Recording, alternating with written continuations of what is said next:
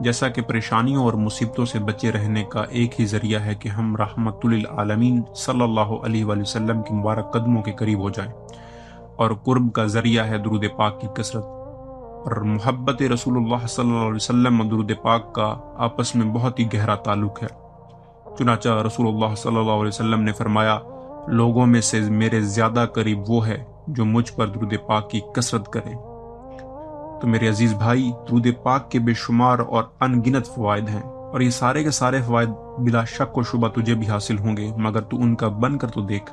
اور اگر ان سے ہی بیگانہ رہے گا اور پھر کہتا پھرے گا کہ میرا فلاں کام نہیں ہوا، فلاں کام نہیں ہوا، تو قصور تیرا اپنا ہے۔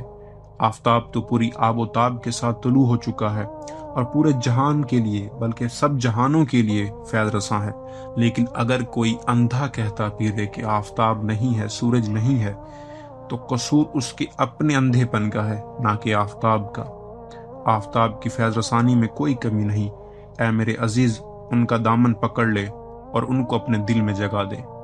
درۃ الناصحین میں ہے، دل میں حبیب خدا سید الانبیاء صلی اللہ علیہ وسلم کی محبت و عظمت پیدا کر، کیونکہ جو دل ان کی محبت و عظمت سے خالی ہے، اس کے درود پاک پڑھنے کا وزن مچھر کے پر کے برابر بھی نہیں ہے۔ اے عزیز، حضور صلی اللہ علیہ وسلم ہی دین ہے، ان کی محبت ایمان ہے، ان کی محبت ایمان کا رکن ہے، ان کی محبت ایمان کی شرط ہے۔ اصل ایمان کے لیے اصل محبت شرط ہے، اور ایمان کے کامل ہونے کے لیے آقا دو جہاں صلی اللہ علیہ وآلہ وسلم کی کامل محبت شرط ہے۔ نیز اسی میں ہے، جس دل میں محبت مصطفیٰ نہیں، اس کا ایمان ہی نہیں۔ لہٰذا سید دو عالم صلی اللہ علیہ وآلہ وسلم کی محبت ایمان کا رکن ہے، کہ کسی بندے کا ایمان محبت رسول اللہ صلی اللہ علیہ وسلم کے بغیر نہ ثابت ہو سکتا ہے، نہ مقبول ہو سکتا ہے۔ میرے عزیز، ان کی محبت اللہ تعالیٰ کی محبت کے لیے شرط ہے، اور اللہ تعالیٰ کی محبت کے لیے رسول اللہ صلی اللہ علیہ وسلم کی محبت شرط ہے۔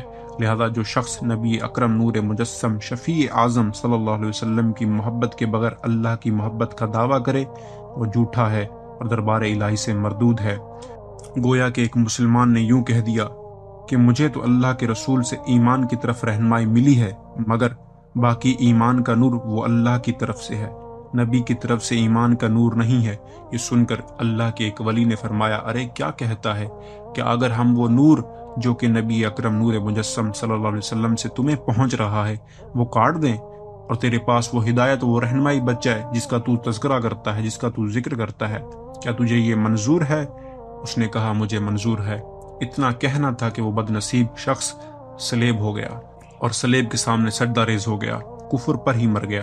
نعوذ باللہ من ذالک، استغفر اللہ استغفر اللہ۔ دیکھیں تو صحیح کہ جو شخص اللہ کے رسول سے ایمان کی طرف سے ملنے والی رہنمائی کا منکر ہے، تو اس سے ایمان کی دولت ہی کٹ گئی، اس سے ایمان کی دولت ہی لے لی گئی، اس سے ایمان کی دولت ہی چھن گئی۔ اللہ تبارک و تعالیٰ سے دعا ہے کہ ہمیں رسول اللہ صلی اللہ علیہ وسلم کی محبت میں ان پر درود پڑھنے کی توفیق عطا فرمائے۔ مزید ایسی اچھی اچھی باتیں سننے کے لیے ہمارے چینل کو سبسکرائب کریں، ویڈیو کو لائک اینڈ شیئر کریں۔